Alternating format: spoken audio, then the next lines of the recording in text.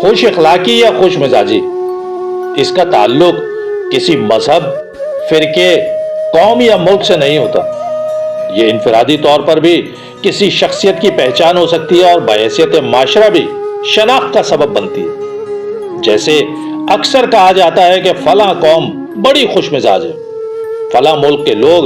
بڑے مہمان نواز ہوتے ہیں، فلاں زبان بولنے والوں کے لہجوں میں بڑی مٹھاس اور شائستگی ہوتی ہے۔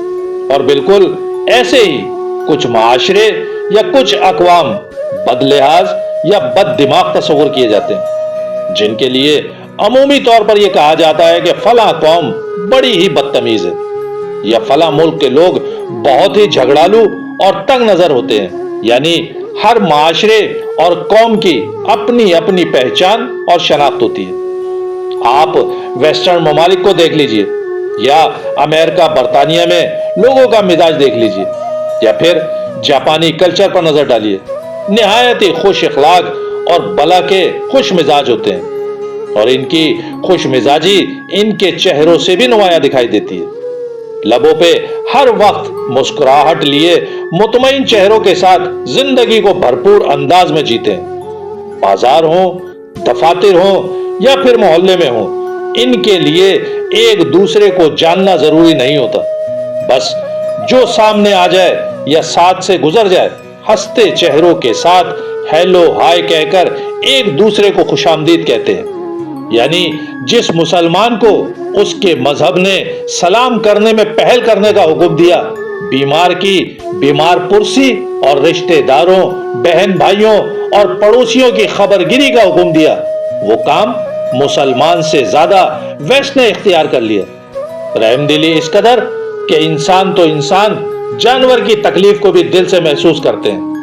اور اگر کسی کے ساتھ زیادتی ہو جائے یا غلطی ہو جائے تو پھر معاف کرنے یا درگزر کرنے میں بھی دیر نہیں کرتے، اور ایسا کرنے میں مجال ہے کہ کہیں ان کی انا مجروح ہو جائے، یا لہجوں اور رویوں سے تکبر یا غرور چھلکتا دکھائی دے۔ ان کے ان اجتماعی رویوں اور مثبت سوچوں کو دیکھ کر لگتا ہے کہ شاید شیطان بھی ان کے بیچ میں رہ کر فرصت کے لمحات انجوائے کرتا ہوگا، جبکہ ہمارے جیسے معاشرے، یعنی اگر ہم بحیثیت پاکستانی اپنے اوپر نظر ڈالیں تو نہایت ہی قابل رحم اور قابل افسوس صورتحال ہے،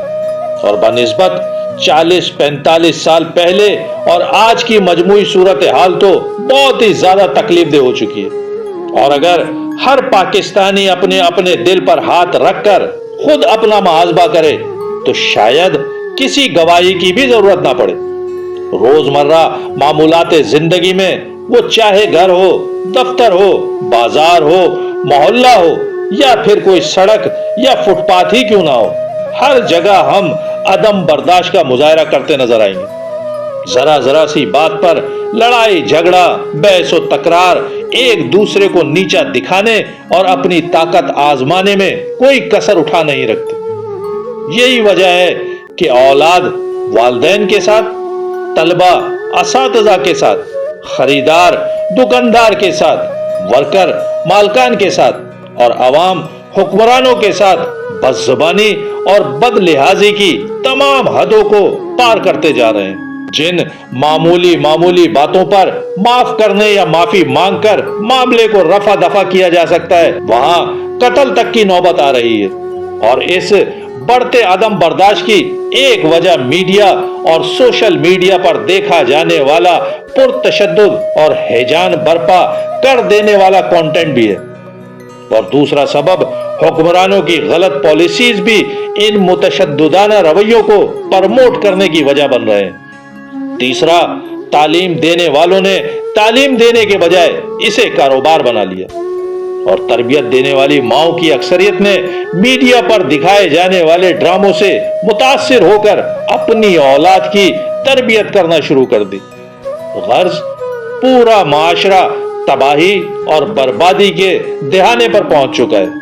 ایک ہلکا سا جھٹکا یا دھکا اسے کسی بڑی گہری کھائی میں دھکیل سکتا ہے۔